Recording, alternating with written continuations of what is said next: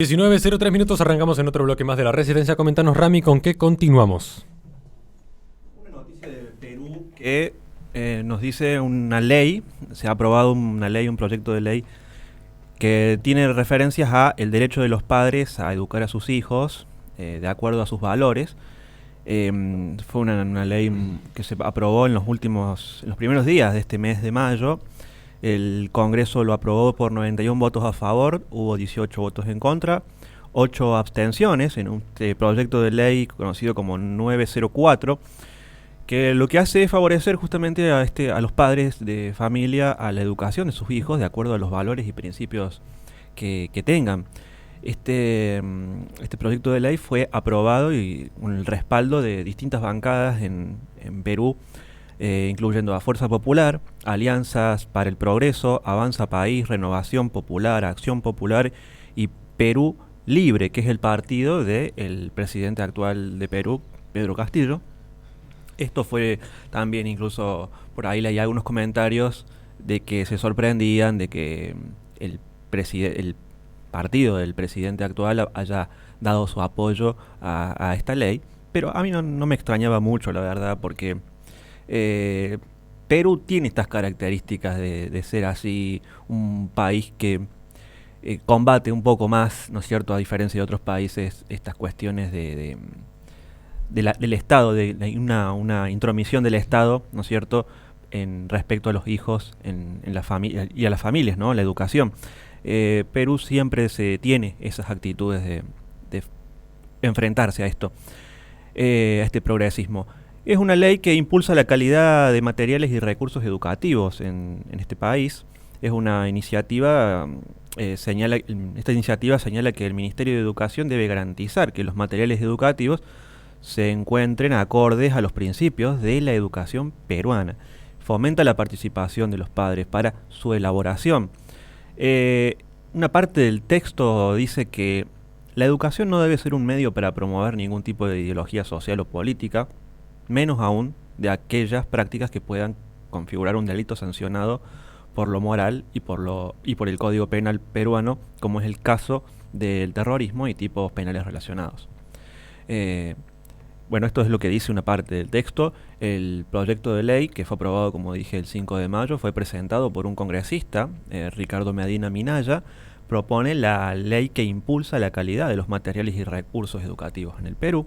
En la parte del artículo 3 de este proyecto, de esta ley, dice que dispone la participación de los padres de familia en el proceso de elaboración del contenido de los materiales, textos y recursos educativos.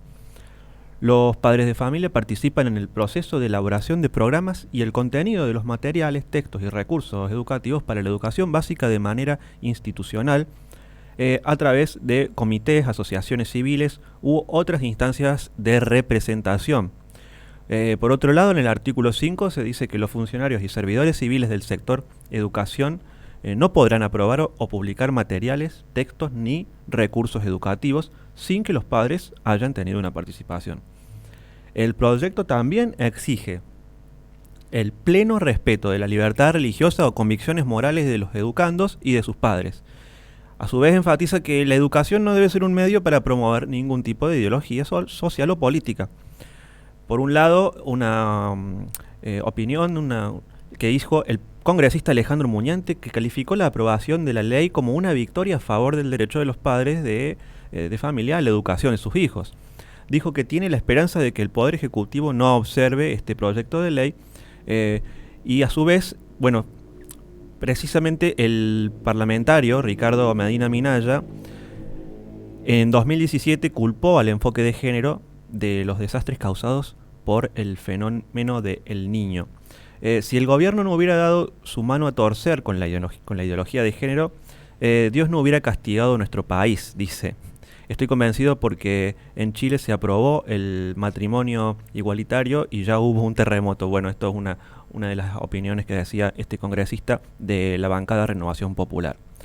Si el presidente, bueno, hubiera observado esta ley, regresa al Congreso, normalmente, hasta ahora no ha sido así. El Ministerio de Educación, el ministro de Educación, Rosendo Serna, y la ministra de la Mujer, han pedido que el Poder Ejecutivo observe el proyecto de ley En los próximos días, a este pedido se unió también la Defensoría del Pueblo. Son algunas de las críticas, digamos, y algunas de las oposiciones a esto que se ha aprobado.